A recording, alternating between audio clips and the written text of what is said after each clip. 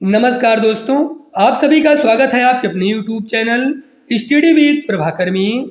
आज के इस क्लास में सीटेट जुलाई 2024 के लिए बाल विकास एवं शिक्षा शास्त्र के 30 अति महत्वपूर्ण प्रश्नों को देखेंगे जो प्रश्न एग्जाम में पूछे जा सकते हैं।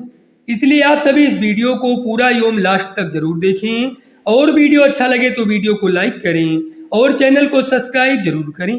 आइए शुरू करते हैं। पहला प्रश्न है, डिसलेक्सिया में यह करने में कठिनाई होती है। व्यक्त करने में, पढ़ने में, बोलने में, खड़े होने में।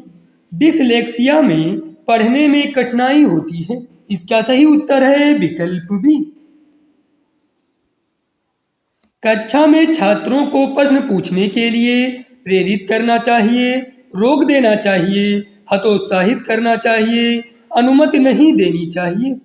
कक्षा में छात्रों को प्रश्न पूछने के लिए प्रेरित करना चाहिए। इसका सही उत्तर है विकल्प ए। निम्न में से क्या समावेशी कक्षा में शिक्षक की भूमिका नहीं है? शिक्षक को सीखने में अक्षम को अतिरिक्त समय देना चाहिए, बच्चों की आवश्यकताओं के अनुरूप बैठने की पर्याप्त व्यवस्था करनी चाहिए, शिक्षक को निःशक्त बच्चों पर ध्यान नहीं देना चाहिए, शिक्षक को बच्चों को प्रोत्साहित करना चाहिए। समावेशी कक्षा में शिक्षक की भूमिका नहीं है, शिक्षक को निःशक्त बच्चों पर ध्यान नहीं देना चाहिए। इसका सही उत्तर है विकल्प सी। शिक्षा में अवरोधन का तात्पर्य है किसी बालक का 1 वर्ष से अधिक समय तक एक ही कक्षा में रहना, बालक द्वारा विद्यालय छोड़ देना, बालक का विद्यालय में प्रवेश न लेना, बालक का विद्यालय न जाना। शिक्षा में अवरोधन का तात्पर्य है किसी बालक का 1 वर्ष से अधिक समय तक एक ही कक्षा में रहना। इसका सही उत्तर है विकल्प ए। छात्र केंद्रित शिक्षा शास्त्र की क्या विशेषता है? बच्चों के अनुभवों को प्रमुखता देना, यंत्रवत याद करना, केवल पाठ्य पुस्तकों पर निर्भर होना, योग्यता के आधार पर विद्यार्थियों को नामांकित करना तथा वर्गीकरण करना। छात्र केंद्रित शिक्षा शास्त्र की विशेषता है बच्चों के अनुभवों को प्रमुखता देना। इसका सही उत्तर है विकल्प ए। अधिगम प्रक्रिया उद्दीपन एवं ... के बीच की संगति है। पशु, व्यवहार, पूर्व अनुभव, अनुक्रिया। अधिगम प्रक्रिया उद्दीपन एवं अनुक्रिया के बीच की संगति है। इसका सही उत्तर है विकल्प डी। संवेग एवं संज्ञान एक दूसरे से ... हैं। स्वतंत्र, सन्निहित, पूर्णतया अलग, संबंधित नहीं। संवेग एवं संज्ञान एक दूसरे से सन्निहित हैं। इसका सही उत्तर है विकल्प बी। अनेक घटनाओं के बारे में बच्चों के द्वारा बनाए गए सहजानुभूत सिद्धांतों के संदर्भ में एक शिक्षिका को क्या करना चाहिए? बच्चों के इन सिद्धांतों को अनदेखा करना चाहिए, बच्चों को दंडित करना चाहिए, प्रतिकूल प्रमाण एवं उदाहरणों को प्रस्तुत करके बच्चों के इन सिद्धांतों को चुनौती देनी चाहिए, बार बार याद करने के द्वारा एक सही सिद्धांत से बदल देना चाहिए। अनेक घटनाओं के बारे में बच्चों के द्वारा बनाए गए सहजानुभूत सिद्धांतों के संदर्भ में एक शिक्षिका को प्रतिकूल प्रमाण एवं उदाहरणों को प्रस्तुत करके बच्चों के इन सिद्धांतों को चुनौती देनी चाहिए। इसका सही उत्तर है विकल्प सी।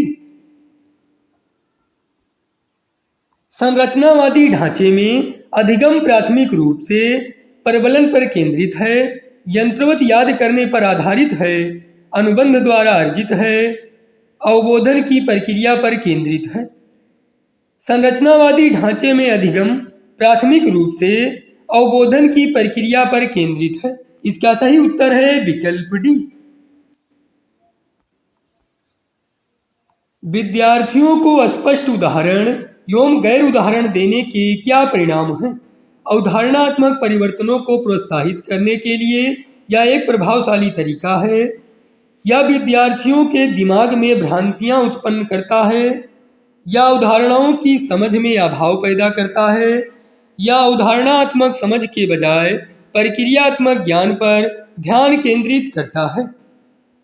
विद्यार्थियों को स्पष्ट उदाहरण एवं गैर उदाहरण देने के परिणाम हैं। अवधारणात्मक परिवर्तनों को प्रोत्साहित करने के लिए यह एक प्रभावशाली तरीका है। इसका सही उत्तर है विकल्प ए। बच्चों को अधिगम गतिविधियों में भागीदारी करने के लिए लगातार पुरस्कार देना व दंड का प्रयोग करने से क्या प्रभाव पड़ता है?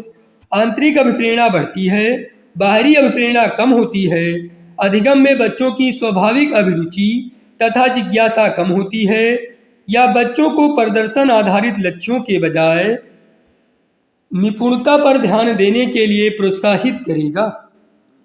बच्चों को अधिगम गतिविधियों में भागीदारी करने के लिए लगातार पुरस्कार देना व दंड का प्रयोग करने का प्रभाव पड़ता है। अधिगम में बच्चों की स्वाभाविक अभिरुचि तथा जिज्ञासा कम होती है। इसका सही उत्तर है विकल्प सी।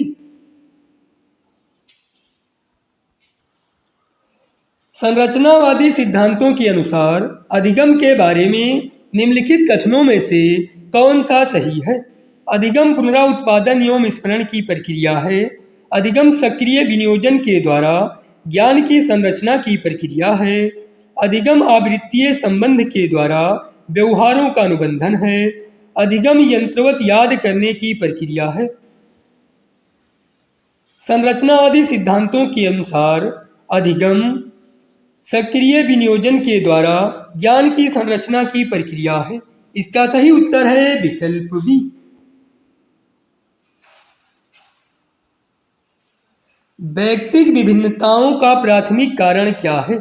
आनुवंशिकता एवं पर्यावरण के बीच जटिल पारस्परिक क्रिया, पर्यावरणीय प्रभाव, जन्मजात विशेषताएं, लोगों के द्वारा माता पिता से प्राप्त आनुवंशिक संकेत पद्धति। व्यक्तिगत विभिन्नताओं का प्राथमिक कारण है आनुवंशिकता एवं पर्यावरण के बीच जटिल पारस्परिक क्रिया। इसका सही उत्तर है विकल्प ए। निम्नलिखित में से कौन सा द्वितीयक समाजीकरण एजेंसी का उदाहरण है? मीडिया एवं पास पड़ोस, परिवार एवं मीडिया, विद्यालय एवं मीडिया, परिवार एवं मीडिया। द्वितीयक समाजीकरण एजेंसी का उदाहरण है विद्यालय एवं मीडिया। इसका सही उत्तर है विकल्प सी। निम्नलिखित अवधि में से किसमें शारीरिक वृद्धि एवं विकास तीव्र गति से घटित होता है? शैशवावस्था एवं प्रारंभिक बाल्यावस्था, प्रारंभिक बाल्यावस्था एवं मध्य बाल्यावस्था, मध्य बाल्यावस्था एवं किशोरावस्था, किशोरावस्था एवं बाल्यावस्था। शारीरिक वृद्धि एवं विकास तीव्र गति से घटित होता है शैशवावस्था एवं प्रारंभिक बाल्यावस्था। इसका सही उत्तर है विकल्प ए।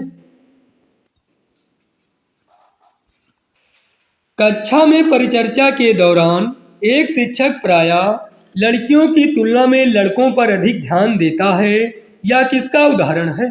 जेंडर पहचान, जेंडर संबद्धता, जेंडर पक्षपात, जेंडर समरूपता। कक्षा में परिचर्चा के दौरान एक शिक्षक प्रायः लड़कियों की तुलना में लड़कों पर अधिक ध्यान देता है, या जेंडर पक्षपात का उदाहरण है? इसका सही उत्तर है विकल्प सी। निम्नलिखित में से कौन सा विकास का सिद्धांत नहीं है? विकास सार्वभौमिक है तथा सांस्कृतिक संदर्भ से प्रभावित नहीं करते। विकास जीवन पर्यंत होता है। विकास परिवर्ती होता है।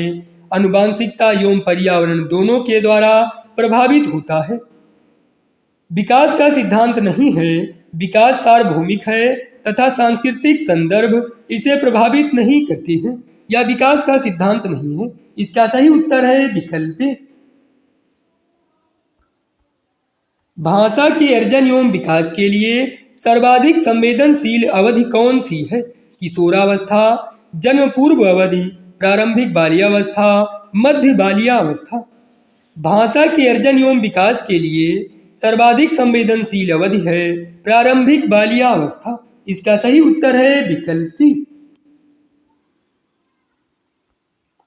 बच्चों को संकेत देना तथा आवश्यकता पड़ने पर सहयोग प्रदान करना निम्नलिखित में से किसका उदाहरण है? प्रबलन, अनुबंधन, मॉडलिंग, पाढ़। बच्चों को संकेत देना तथा आवश्यकता पड़ने पर सहयोग प्रदान करना ये पाढ़ का उदाहरण है। इसका सही उत्तर है विकल्प डी। बच्चों के संज्ञानात्मक विकास के संदर्भ में निम्नलिखित में से कौन सी पियाजे की संरचना है? स्कीमा, अनुबंधन, प्रबलन, अवलोकन अधिगम। बच्चों के संज्ञानात्मक विकास के संदर्भ में स्कीमा पियाजे की संरचना है। इसका सही उत्तर है विकल्प ए।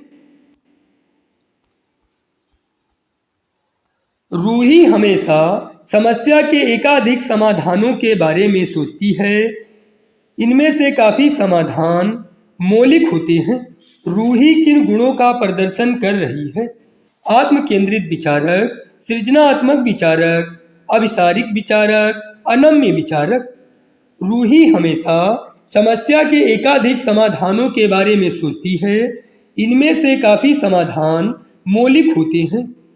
रूही सृजनात्मक विचार का गुण प्रदर्शन कर रही है। इसका सही उत्तर है विकल्प बी।